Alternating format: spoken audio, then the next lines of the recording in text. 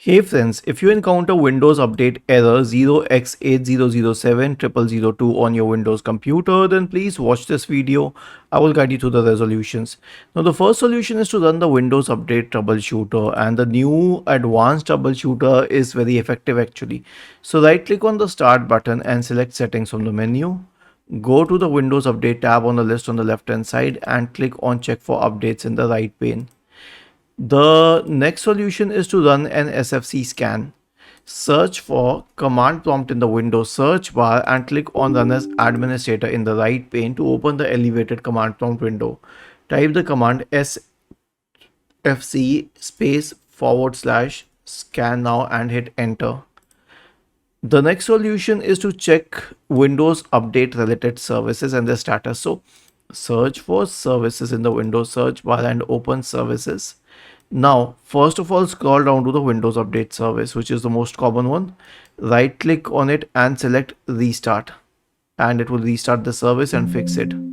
Then scroll up to background intelligence transfer service. Right click on it and select restart. If it's not started, then click on start.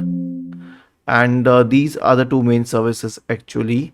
And if not, then you can also try the cryptographic service. Right click on it and select restart, and it will also restart a few more services. So this should be very helpful. If not, then you can reset Windows Update components, or better than that, you can delete the contents of the software distribution and cat root 2 folders. Now don't go through that longer method. Windows always had an easier method, and I'll show you. Search for disk cleanup in the Windows search bar and open disk cleanup. Select C drive, click on OK. There's an option here which reads cleanup system files. Click on it and now watch what it says. Okay, it says scanning driver packages and Windows Update cleanup.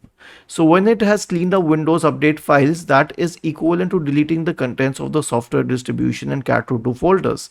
This is a much better method than actually going through the command lines and all. And lastly, sync the date and time. Very easy. Right click on the start button and select settings from the menu. Go to the time and language tab on the list on the left hand side. In the right pane, select date and time. And now select this thing, set time zone automatically, set time automatically, and then click on sync now.